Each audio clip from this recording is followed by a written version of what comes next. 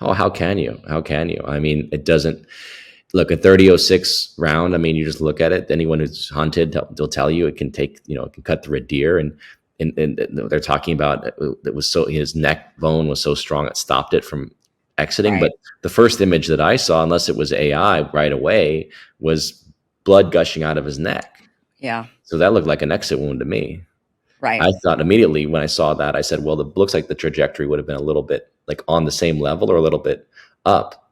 It didn't seem like a downward angle trajectory, and certainly not from the position they're talking about. So I'm more of a believer that the lapel mic could have been an explosive device. Really? A lot of people, that's one that people have been exploring a lot, that maybe that microphone. I mean, and we've seen now technology that pagers can blow up suddenly after how many years of putting explosives into the pager, and suddenly, unsuspecting people all blow up at the same time. I mean, Mhm. we've seen this now. We've heard of this insane technology. So clearly it exists.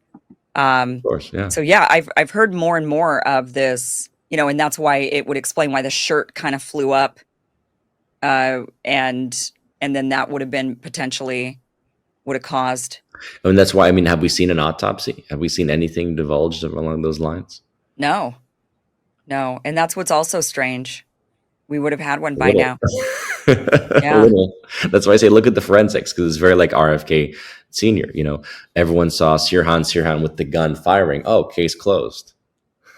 Except that the kill shot came from behind. Look at the from a forensics. different direction. And it's like, oh yeah, just blame it on the Palestinian. That's like people will believe that. It's easy to believe, right? Sure. Oh, sure. Um, so with So, this one though, but they've got this kid, and there were all of these stories that came out that have now been, I guess they're not true. Like the parents, they said at first, like, oh, the parents turned him in, or the dad turned him in, and the kid confessed to the dad. And then we find out, no, that's not true. That was just some sort of rumor that got started and swirled around the to make media everybody is be like, well, the media is so powerful. They can literally a lie spreads around. What is it? There's like a lie spreads around the world faster than the truth can right.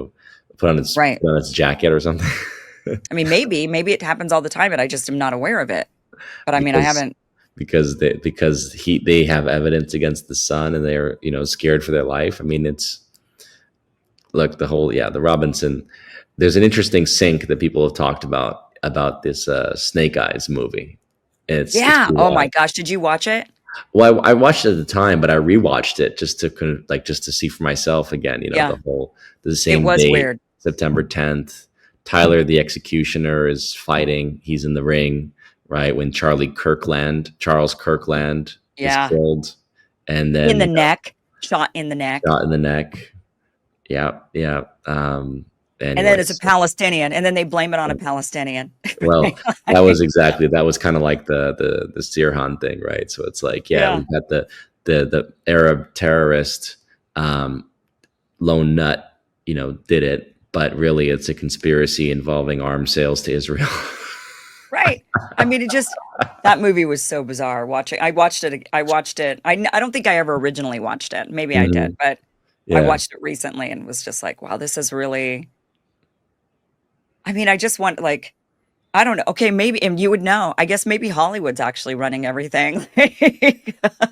Like, it's Hollywood. Hollywood's in charge, and they make movies, and then it becomes real life because Hollywood's actually in charge. The players in Hollywood are actually the spies that run everything. I did a documentary called Hollywood DC, focusing on some of those relationships that we know existed, right, between intelligence and Hollywood, the military, Pentagon, and yeah, I think there's deeper layers to that than we know, like what's been exposed, than the CIA kind of writing, Argo kind of concept, right? Yeah. There's like Yeah. that's or Zero Dark 30, that's one layer, but I think it gets much deeper. And look at Howard Hughes. I mean, I brought him up earlier. He was like the Elon Musk of that era, but he was very much, connected to both Hollywood, right? He was making movies at the same time. He's, designing planes and, all this, our infrastructure for World War II, right? Our capacity to, to fight that war. So he was deeply tied in the aerospace sector to the military industrial complex. You could say he was one of the, godfathers of it. And I think a lot of things that were done, installed even back at that point, could have included underground facilities or, technology training points. It's like technologically speaking, Hollywood's a great, how do you say, media, which connects to Hollywood in a way, right? Like Hollywood's an extension of it, or a larger extension of it, because Hollywood projects across the planet. Um, but media is a great testing point for mind control, psychological, operations, technology. Certainly, we talk about now about AI. What's possible? Well, it really makes you start to wonder: could things have been inserted in the past, or kind of like Anderson Cooper in front of the, he was in whatever, he's in Iraq, but he's in a studio kind of thing with the green screen. I mean, I don't know if it was Cooper or with other guys, but it's like that's the kind of modality that Yeah. we get into in Best Kept Secret, my docuseries. Some of this, the illusions, the spells that are cast. Hollywood, of course, has to be a partner in some of these things. Not everything. I don't think everything is is a psyop, but certainly you get a few writers like the one that wrote Contagion. Listen, call Candice crazy if you may, but just know this with all certainty that she's not the only one in doubt.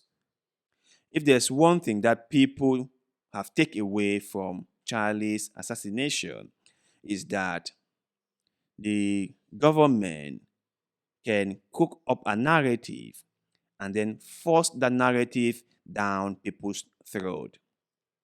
That even though most people will argue that the narrative the government is putting forward doesn't make any sense whatsoever. The government is like, we are telling you what we want to tell you. We are telling you what you have to believe, and you must believe it. There is nothing you can do. Case closed. Whatever we say is exactly what happened, and whether you believe it or not is immaterial, because what we are telling you is what we are telling you. So you have to believe us no matter what. And everyone is like, no, no, no, this doesn't make sense at all. Why can't you look into this? Why can't you look into that? And the government is like, we don't care what you guys think. We don't care how many alternative narratives that you guys come up with. We don't care. We really do not care. We have our narrative, we have our story, and we are sticking to that story whether you like it or not. Whether you like it or not. The trust in the government has never been this low. Has never been this low. Listen, we in Africa don't trust our governments. I particularly don't trust them because, in my own opinion, they have never done anything that has benefited us. All they have done is make sure that we, the African people, suffer. All they have done is make sure that we, the people in Africa, starve. And they have lined their pockets in the process. I don't trust them. They put the interests of foreign nations ahead of our interests. They put the interests of foreigners above the interests of us, the nationals. It's wrong. When you look at all this, right, you would think that governments in Western countries would be better, right? Because after all, they are more civilized, so they will tell you. Or they are more honest, so they will tell you. Or they get to the bottom of the issue. They are not corrupt as African leaders. So they will tell you. They will say that they stand for the truth, the different security agencies all stand for what is right in the eyes of God. That's what they will say. Then an incident will occur, and then you will see that all those things they have said, or all those things they said they stood for, were all lies. An incident will occur, and then the blame game will start immediately. An incident will occur, and the government would paint a narrative that is far, far from the truth. That's just it. And people will come out and they will complain, and they will make known their anger and frustration, and they will even try to get the government to look out of the box. And the government will be like, yeah, no. We are not going that route. We have our person of interest. We have already mapped out the whole thing. And that is exactly how everything will unfold. We are not changing the narrative. We are not changing the alleged victim. We are not changing what we've mapped out so far. Case closed. Even though the case or this timeline or the story they are presenting to us has a lot of inconsistency, like a lot, but they won't change it, or better still, they won't take people's complaints seriously. That tells you how much they care about us, isn't it? And the whole thing that makes Charlie's own situation way more sad is that Charlie was a huge influence in the Republican Party. Charlie was, I don't know, destined for great things in the Republican Party.